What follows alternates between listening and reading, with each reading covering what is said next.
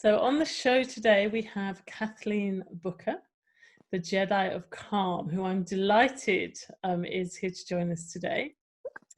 Kathleen is a native New Yorker, passionate about conscious connected breathwork. And for over 10 years, she's been using her breath coaching and intuitive skills to support individuals looking for growth, healing, peace, and joy, and knows firsthand the healing and transformation that breathwork can bring. So Kathleen, it's great to have you here today. Thank you so much for being here. Allison, really, I am honored and just so humbled.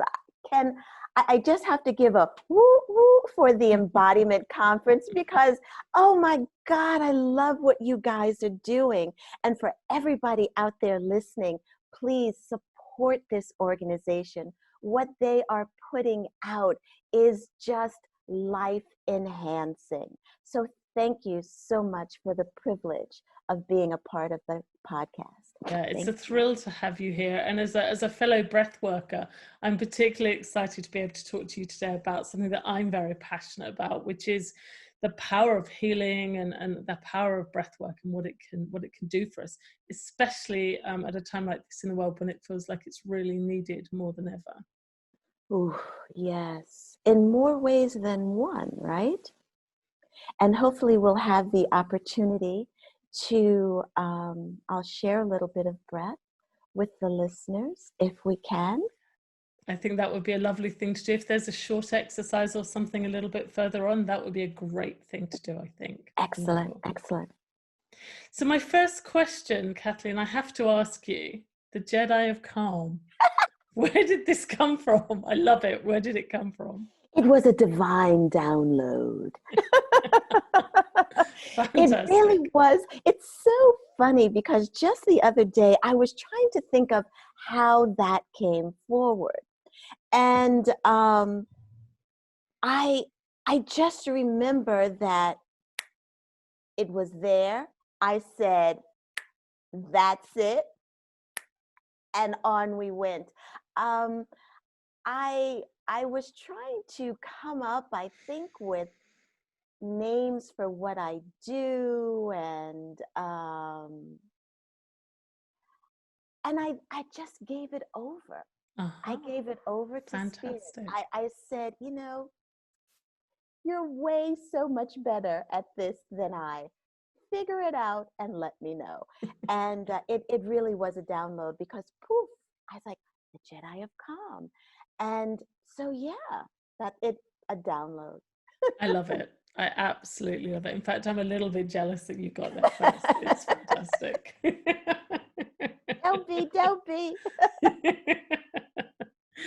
So Kathleen, tell us a little bit about your story. When did you first come across breathwork? What prompted you to train? What was your journey like?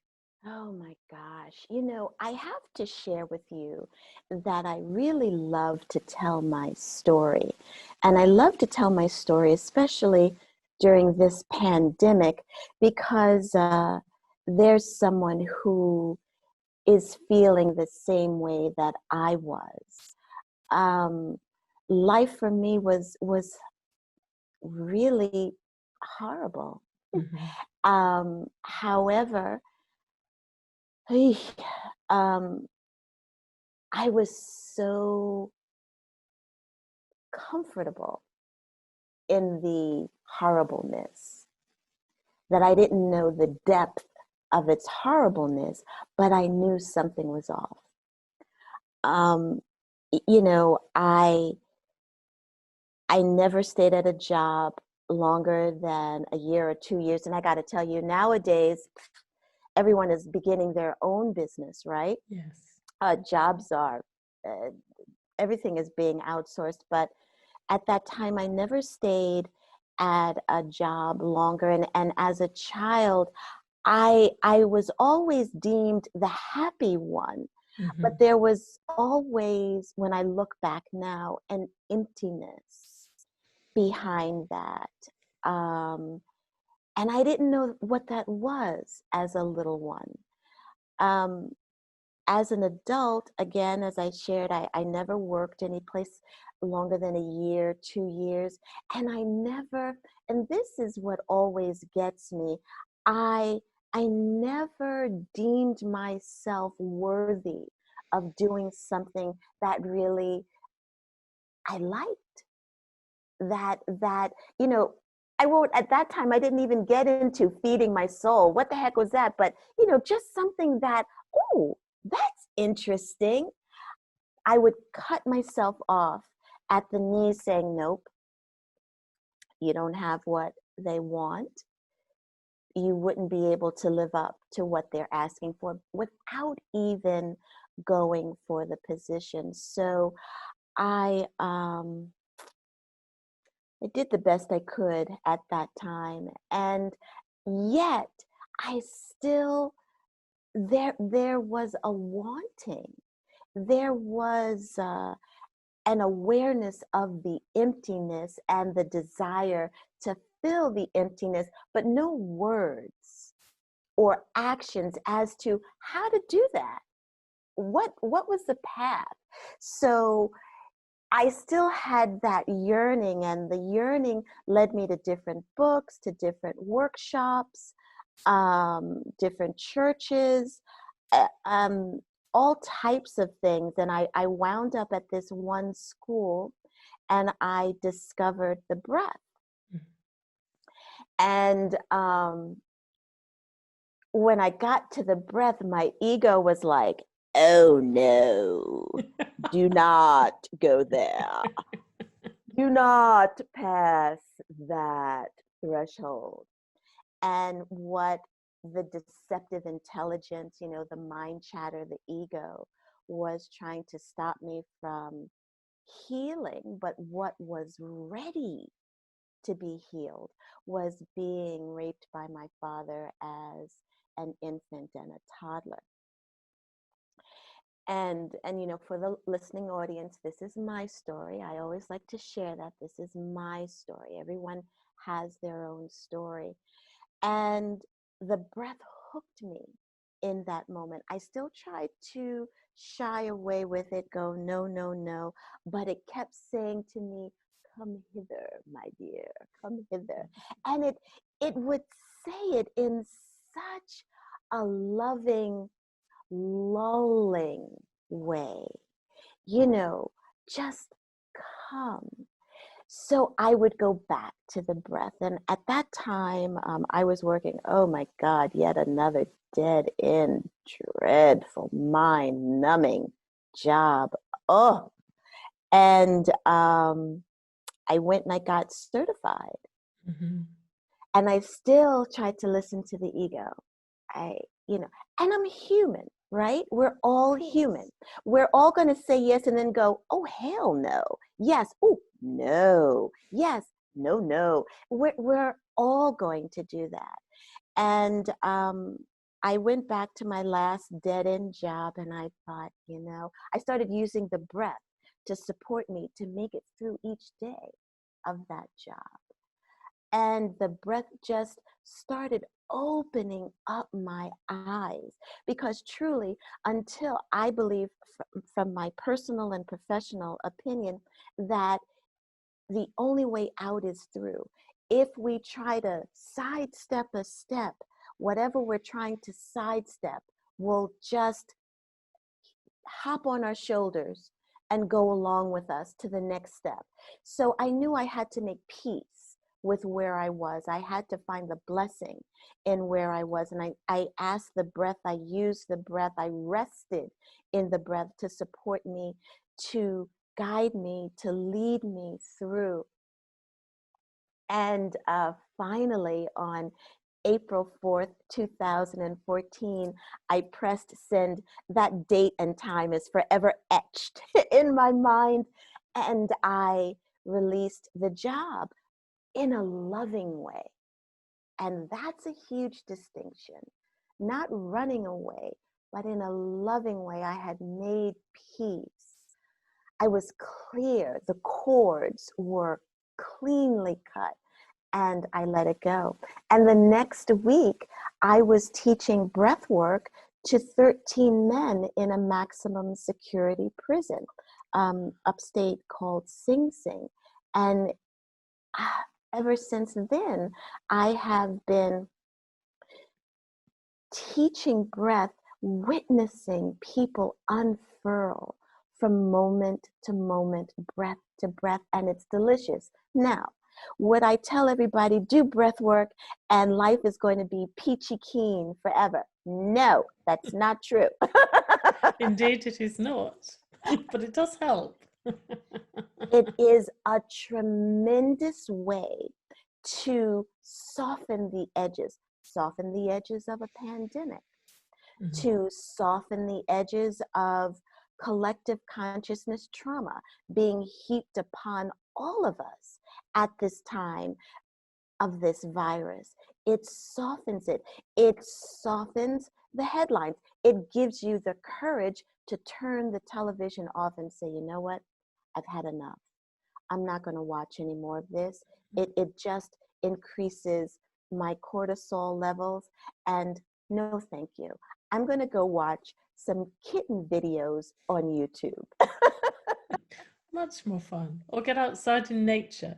Do something nourishing for yourself as opposed to constantly filling up on podcasts and the news that just, particularly around things that perhaps we can't do much about, I think, Kathleen. This is what I often feel. And then, so what can I do to nourish myself, as you say?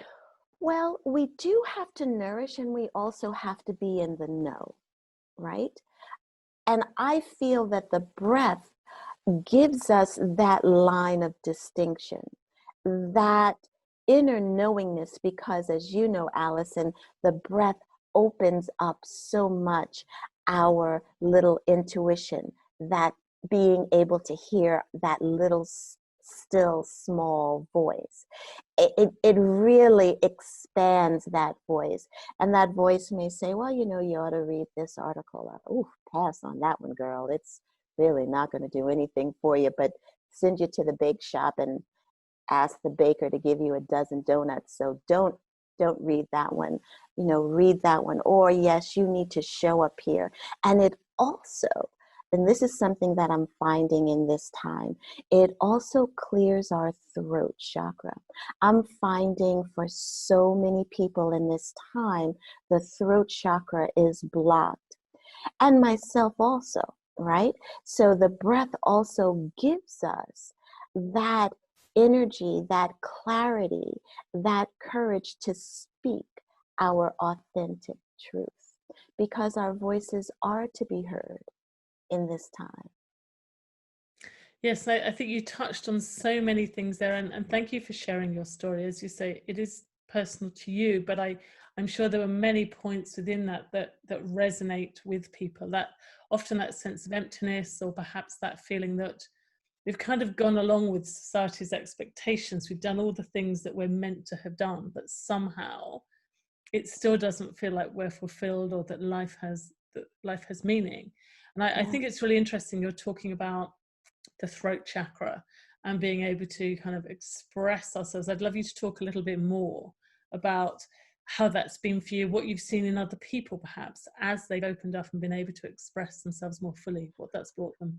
Oh boy, yes, absolutely. What comes to mind immediately is a client of mine, and I'm going to be cryptic to keep the integrity and sacredness of my work, who, as all of us desire, to be loved, to be seen, to be heard, and to know that we matter.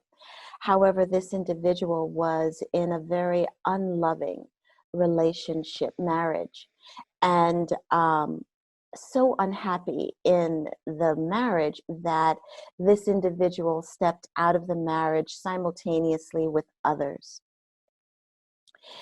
And the others that they chose to have relations with were extremely unloving, extremely unloving. So in the marriage, unfulfilled, not speaking their truth. In the relationships, unfulfilled, disrespected, and feeling like this. And for those who are just listening, my energy is just shrinking down. And as we began to breathe, this individual found their voice to speak up, not only about the marriage to their partner, to say, you know, love you, mean it, but I'm out. And to do it in a kind way, because it doesn't have to be unloving. If someone's unloving to you, that doesn't mean that you're unloving to them. However, they spoke their truth and spoke what it was that they desired from the union but weren't getting. And they released the marriage, moved out, and released the other relationships, and said to those individuals who were really extremely disrespectful and unkind, I matter. I deserve to be respected. I'm done. And their voice carried them so much further, spoke up at their job, got a promotion and a raise. Wow. So what I'm really hearing from you, Kathleen, you've mentioned it twice, I think, the sense of empowerment that you received when you left your job, and also this sense of kindness. And also in this client of yours, both times, it feels as though the breath is giving both kindness and empowerment to situations that perhaps people have felt out of control in the past. You know, I like to say, Allison, that the breath invites us to remember our truth, that the breath invites us to remember I'm whole, I'm worthy, I'm loved, I'm loving, I'm lovable, I'm deserving. It reminds us, we, as you said earlier, as we walk in this world, you know, having our human experience, schmutz, I call it, you know, gets heaped upon us, and it can dim our light. It can cloud our innate knowingness, because our knowingness can't be taken away, can't be given away, can't be marred, can't be chipped at. It can't be. And the breath brings us right back there. And I really believe also part of that, for our scientific people in the audience, that is also releasing the cortisol, because breath work releases cortisol from the body. Cortisol is stress. It's adrenaline. It's that fight or flight. It's the constantly in this state where we're so agitated and so taut. How could we have a thought or take a breath that enables us to connect to our higher selves, to quiet even for a nanosecond, as I always like to say, because I love A Course in Miracles, a holy instant, just a holy instant. That's all you need to remember and to, oh, okay, yeah, that person doesn't get to speak to me in that manner. Or, oh, this feeling, this taste of, I want more out of life. Yes, I can have it. I can. And then the breath goes on to remind you of your courageousness and of your fearlessness. Now, let me just stop right there and say, does that mean that fear will forever be out of your life? No.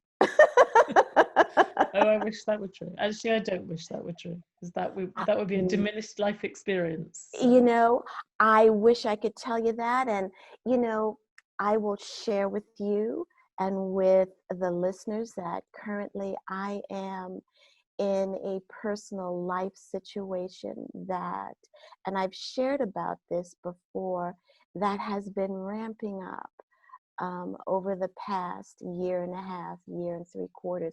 I choose to show up. It is my choice. And in making that choice, I must show up fully It can't be a half, a kind of sorta show up. I must show up fully, 100%. And I am face to face with things that, quite honestly, Allison, I wish I didn't have to face. I wish I didn't. And it does create fear. It does. And it does, my mind goes into the what if scenarios. Oh my gosh, what if this happens? Oh my gosh. And the breath just brings me back. It brings me back and it gives me the ability to put my big girl panties on and deal with the situation at hand. Because of the situation at hand, and there are 3, yay, that I get to show up for simultaneously, you know. And then there are moments when I think, oh my gosh, you know, as Jesus said in the Bible twice, yo, could you take this cross from me? You know, is there somebody else I can give this to? And I say it I'm saying it with laughter, because for me, I do need laughter, and we all need laughter. However, it is real. There are moments, I'm human, where it is overwhelming. However, the breath gives me the courage to, okay, expand, and to go to my well of resilience, of courage, of clarity. And each time I go to that well, it's at a deeper depth. So the breath shows me that I am of limitless potentiality, because it is only with, through, by limitless potentiality, being able to rest in that, breathe in that, that I'm able to go forward, through, under, around, or over, with fear by my side, or sitting on my shoulder, or on the top of my head. And to put my left foot, then my right foot, my left foot, and my right foot. It's the breath. The breath, again, I go back to what I shared earlier. It reminds us of our truth. It reminds us of that we are, as the Course in Miracles, the eachness of the allness of the oneness that is limitless potentiality, the depths of which we will never, ever reach. No, yes, thank you for sharing that. And I love this thought of how all the things that the breath brings us, particularly that access to joy, that I've been looking quite a lot recently into some of the science behind the breath. We're beginning to get more research coming out now, which is fantastic. And looking into things like how it improves decision making, how it improves our ability to attend to things, how it gives us that greater clarity of mind, which I think when we're in fear can be really amazing to help us to cut through some of that and see things objectively. And also how it opens up our creativity. Oh my gosh, yes. And the intuition. Well, you know, Breathwork has one of the scientific papers written. It says that it shrinks the amygdala gland, which speaks directly to our frontal cortex. And that's that place of this. And the smaller the amygdala gland is, the less it communicates with the frontal cortex. And this goes from this to this.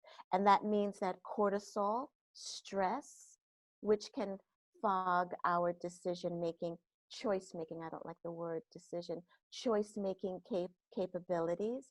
It just lessens the tightness, because when we're tight, good grief, what can we do, right? How are you going to think when you're like, and your face is all, and don't get me wrong, audience, there are times when I am totally,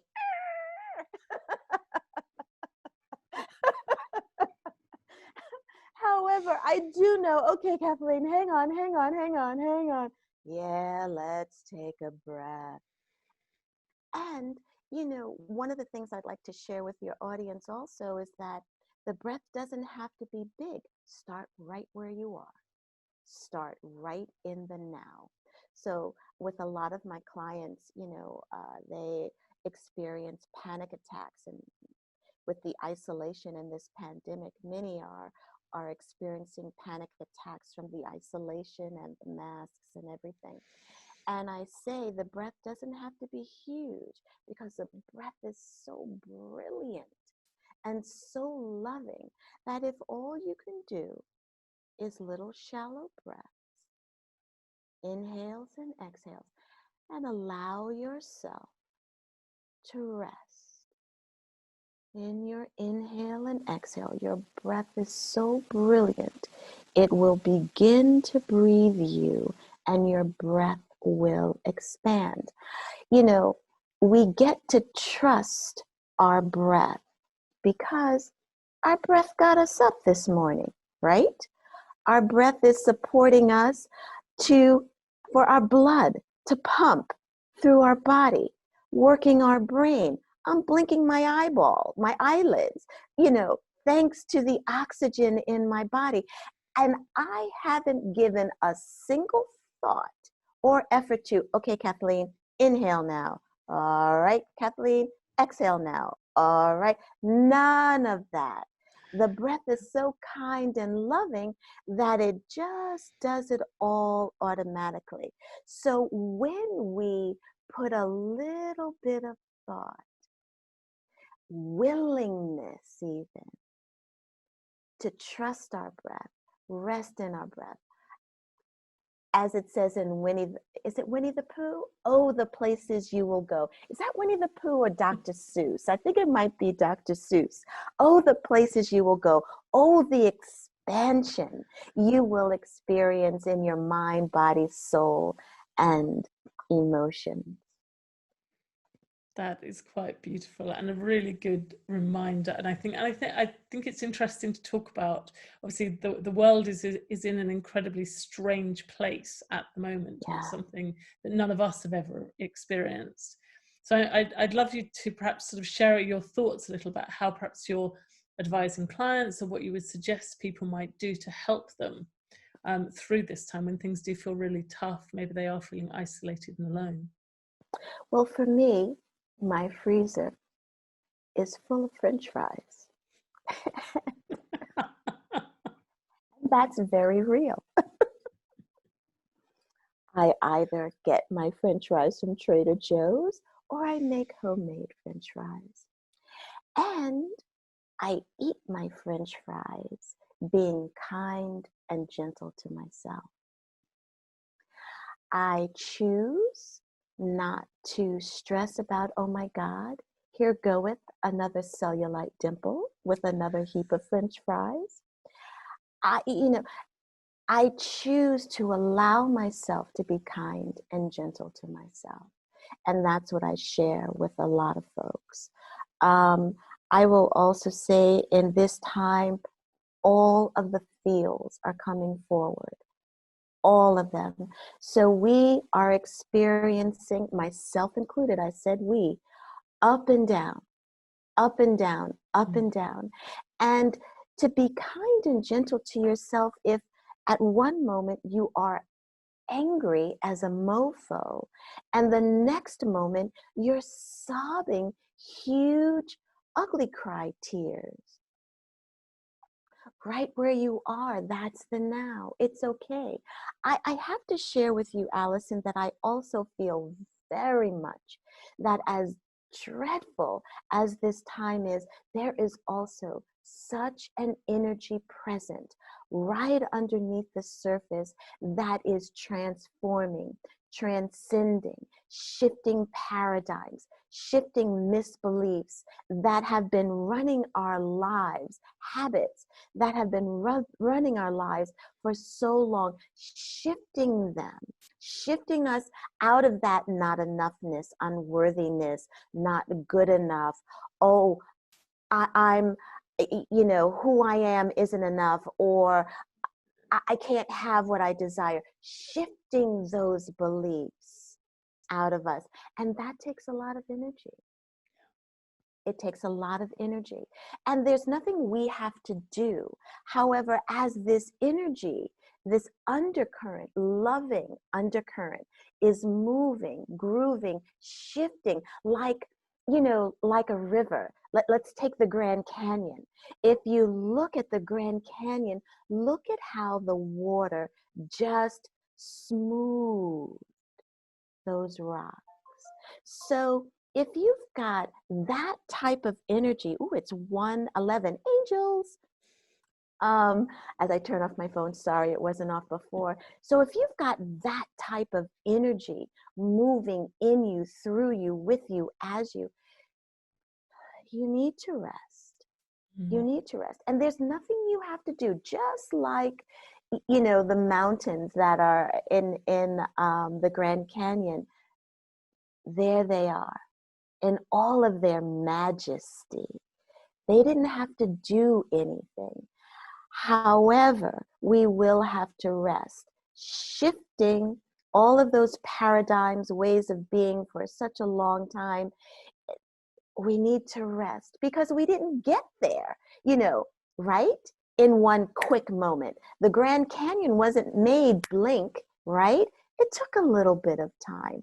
So if we're willing to be kind and gentle with how our Grand Canyons are being made, releasing the thoughts of unworthiness, undeservedness, not enoughness, I don't know, doubt, releasing that. If we can just be and be okay with, well, today I'm angry, I would advise you to steer clear of me, or I will come back tomorrow and give you an apology, or, you know, to walk with tissues and to be honest and say, you know, today is a day.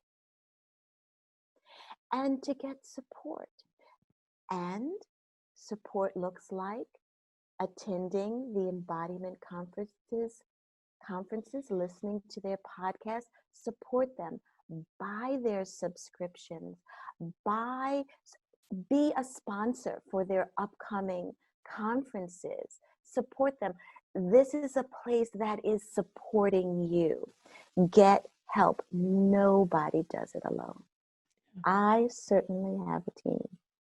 Yeah. No, I think one thing that this is showing us is actually how interconnected we are, and to see something that's affecting the whole world at one time is extraordinary to me. I have a regular call with friends I used to work with, and we've got people in the States, in Jakarta, in London, in Singapore, and we all come together once a week and have a chat, and we're all impacted by this. And I find it quite fascinating, that sense of connection that perhaps hasn't felt quite like that previously. So we're separated, but actually we're closer together in many ways. The sense of surrender and acceptance that we have to somehow find in ourselves to a situation that we're not really in control of.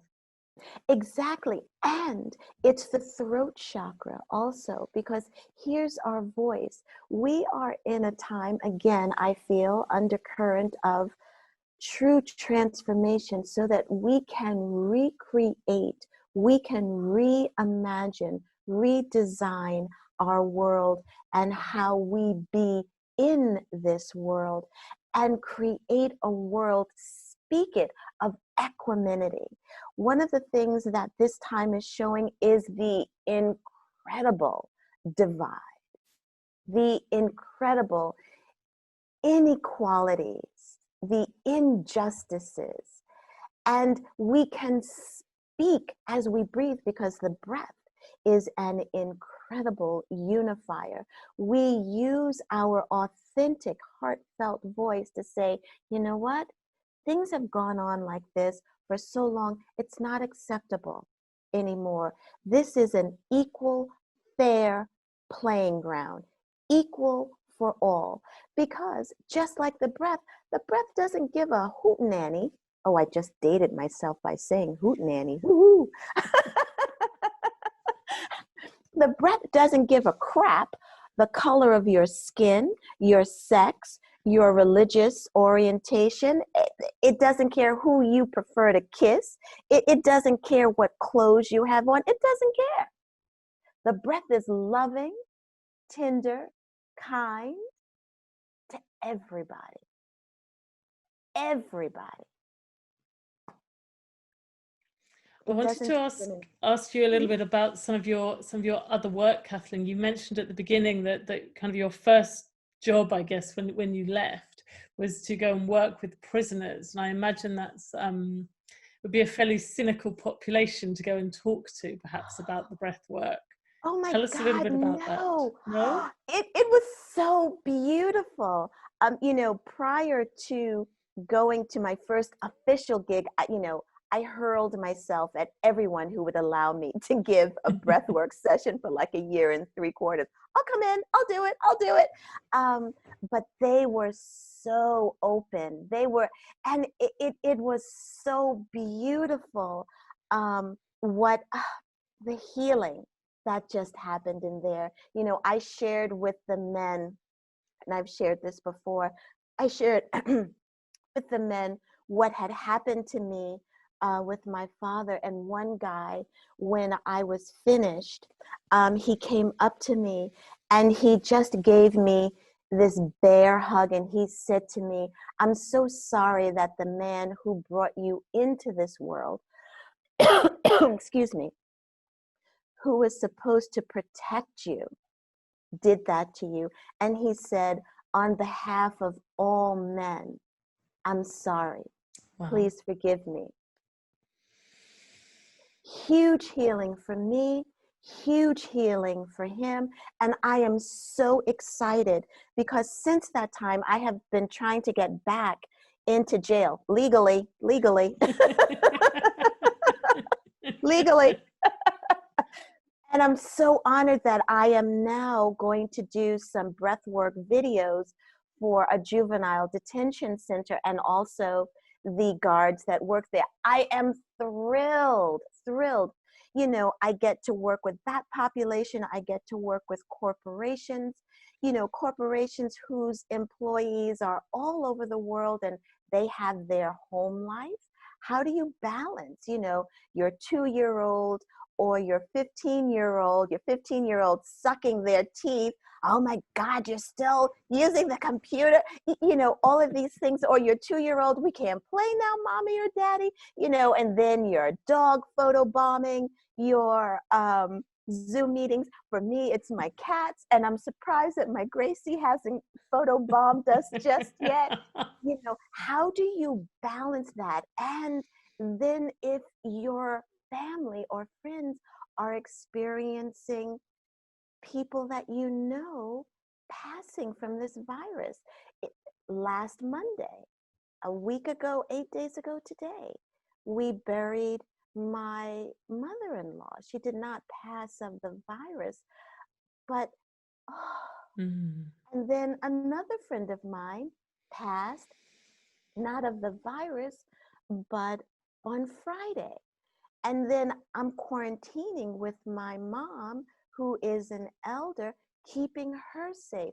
And then you're working with all of this. So working with corporations so that the workers do get done what they need to get done. However, they get it done with a bit of balance. And again, the discernment of the breath of, oh my gosh, you know, I can't do the Zoom meeting now. I got to tell you, can't do this. Got to take care of my little 8-month-old and come back and get your work done and take care of family. So the balance and the discernment of who's up, you know, who's up now. It's interesting. It definitely is. It definitely is. And I know that you talked about the prisons, and I know you also work with other community groups, and that sounds like it's very important work to you. I wondered if you'd like to share a little bit about some of the other community work you've done and why you think the breath work is so important for them. Oh my gosh. Well, for all of us, for Christ's sake, because we all do breathe. If we don't, we're dead.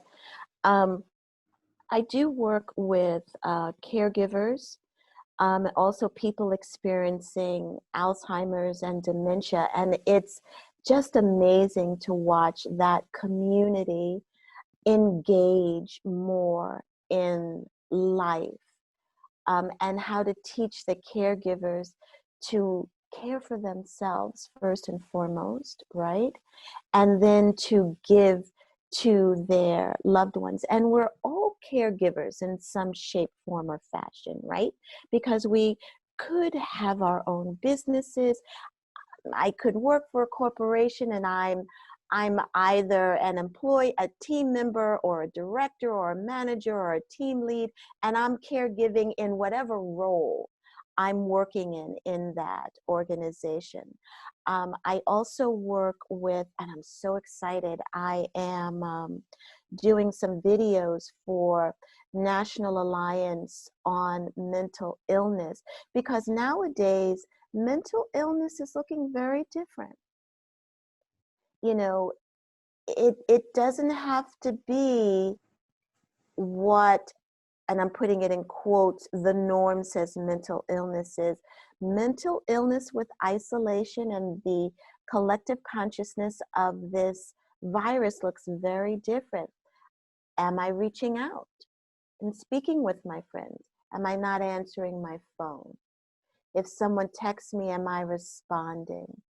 Am I not eating? Am I overeating? All of these things. So with that association, and also I work with a group who are mentally challenged with severe schizophrenia and, anxiety to a whole new level of anxiety. And it's just amazing. The breath is the same for everybody. Even women who are pregnant, and during this time, it's just amazing. Everyone responds to the breath the same. How the breath just allows the shoulders to relax. And it allows a surrender, because the word surrender can sometimes trigger people, right? However, it's so subtle, the breath, that it allows a surrender and your breath to just flow within you, through you, as you. And you're able to take the pedal off of that panic attack. If you have addictive habits, to maybe look at that bagel. Do I really need to eat this now? And the power to put it down. It's amazing. So it's coming again back to that sense of perhaps of clarity about what we're doing, about giving ourselves that moment to pause, become aware, and then make a choice. Yeah. A choice for your highest and greatest good. Yeah, that's really beautiful. It's really beautiful. The breath is a bad mofo. What I'm noticing, Kathleen, I've been working with the breath since 2014, and when I first started it, frankly, a lot of people thought it was quite weird. Now everybody seems to be coming into it, and it's kind of coming very much into the zeitgeist. It's very popular. Lots of people are getting interested, and I guess I'm curious as to why you think that is, and where you think it might take us. Where might it go? Well, the breath is important. Again, we're all breathing. If you ain't breathing, you're dead, That's number one. And the breath is important because it supports our respiratory system. It helps us have healthy lungs. With this virus, some of the science is showing our respiratory system is vital. So it reminds us of vital health in our respiratory system. It enhances our immune system. So yes, and one wants to be discerning. Yes, one wants to breathe, and you want to breathe healthily, remember, you've been breathing your whole life, right? Absolutely. So you know a little something, something. Now, is a guide necessary? I would say yes, for a while, because as we do breath work, things come up and forward, and you want someone there who can support you so that it comes up and out, not spiral back in. And because the breath, breath work is the latest hot thing, you want to be mindful of who you work with. You want to be mindful. And I say that in a very loving way. You want to make sure that the person that you're working with is doing their work. Because if they're not doing their work, that could lead to a whole heap of stuff. So let me be clear. Let me not be vague. I feel that breath work is very gentle and very kind. There are things that can come up during a breathwork session. Absolutely. And you want someone there who knows how to hold that space for you. I'll give you an example.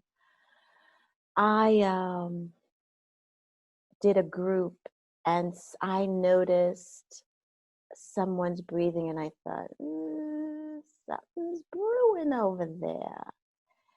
And I was able to support this person to stay, for me, grounded in their body. For me, the way that I work, everything that's out there is already here. There's no need for me to go way out there. It's all here. One can get a little lost out there. So you want to make sure that if things get a little funky during your breathwork session, you have someone there who knows what the heck they're doing so that you are held in a loving, safe, sacred space. I don't think that breathwork will be a flash in the pan. However, you want to make sure that who you're working with is not a flash in the pan facilitator. I totally agree. And with the, I guess interesting thing now is that everyone's moving online. Yeah. And so what difference do you think that makes in terms of perhaps energy is energy? I have clients all over the world. Energy is energy, and the breath is energy, right? So, and for me, God is breath, breath is God. God is love, love is God, right? Your breath is love. And there is, I've noticed with my sessions now, they're just on. They excuse me, always have been. And you know what? I feel that there's a deepening to it because there's so much more that gets to be spoken to with the breath because of the pandemic. There is a collective consciousness. There's an extra layer of heaviness. That's the best way I could put it. Yeah. So perhaps, I was just going to say, now might be a time if you want to share anything sort of practically that perhaps people might like to try for themselves if they perhaps haven't experienced it and would like to have a little taste of breath. Is there anything you would suggest? If we can just give 2 minutes, I'd love to do 2 minutes of breathing, just so that you can really see, all of our listeners, in 2 minutes what your breath creates within you and reminds you of. So as long as you're not driving or operating machinery, close your eyes.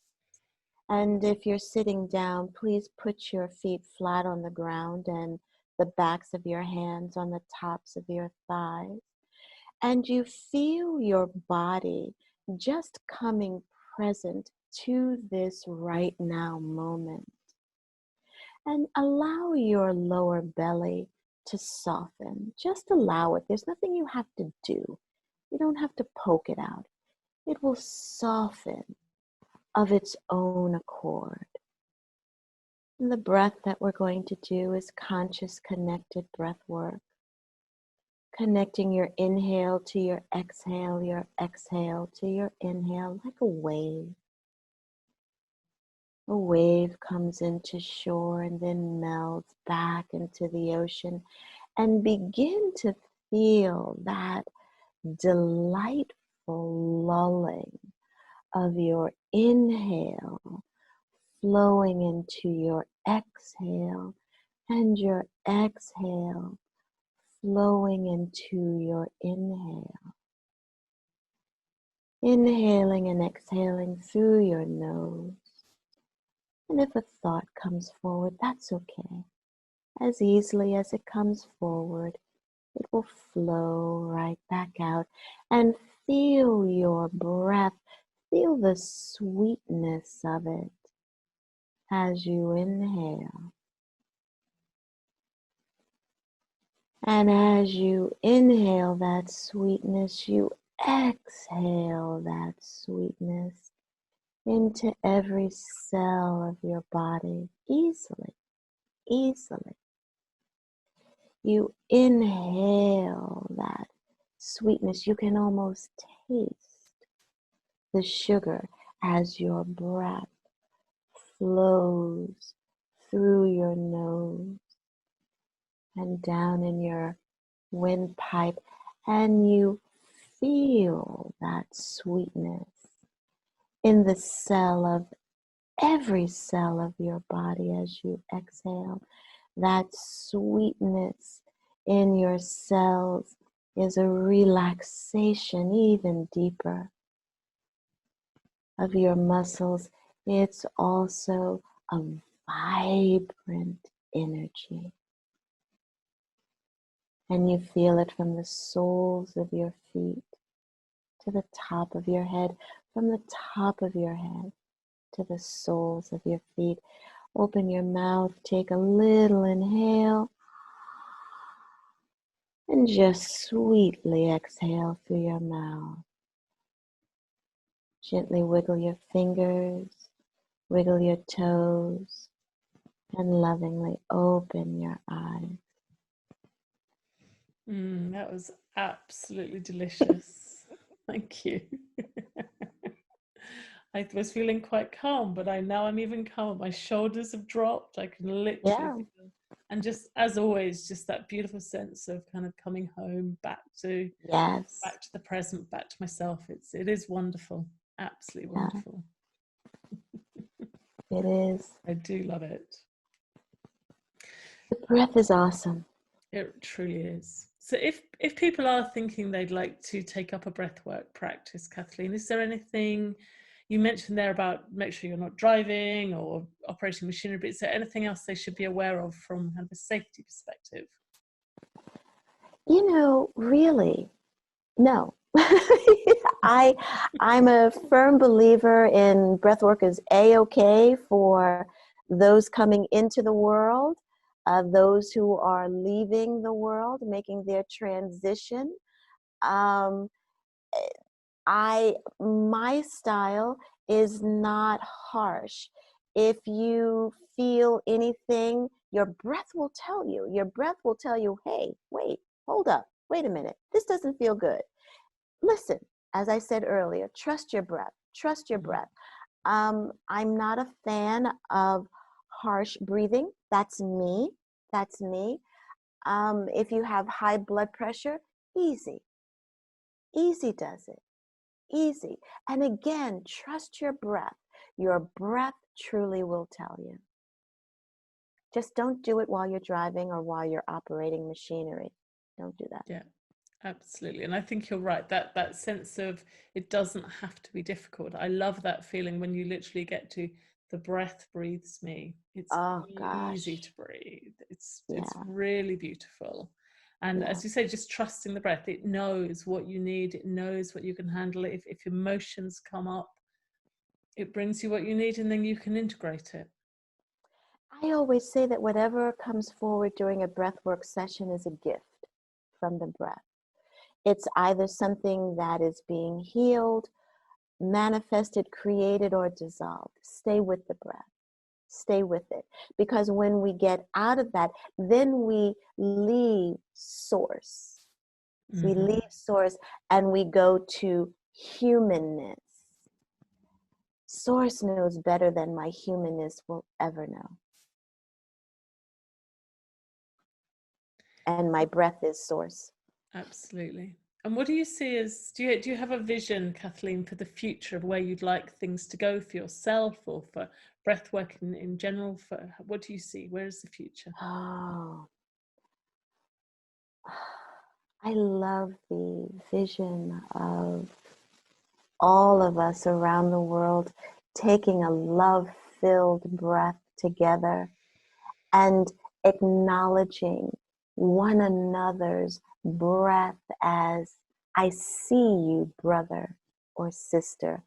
I see you, brother or sister. I see you, brother or sister. And the equanimity of the breath being the foundation of equanimity for everybody on the planet. Yeah, so a way to connect us all, to connect our common humanity, bringing us all together. Yeah. Absolutely beautiful. So just a couple of last questions for you, Kathleen. Yes. First of all, where can people find you if they want to hear more, find out more about all the amazing things you're doing? Where can they find you? Well, I am on Instagram, of course. And my handle is I am Kathleen Booker. And my name is spelled Kathleen, Booker, Booker. You can reach out to me on my website, www.kathleenbooker.net. And to all of your listeners, I would like to offer, I do a free 30-minute Your Time chat. And that's a time where we talk about you, what's going on for you, and we talk about how the breath supports you in what you're going through. So if you would like to sign up for that, just email me, Kathleen@kathleenbooker.net, and put in the subject, Podcast with Allison.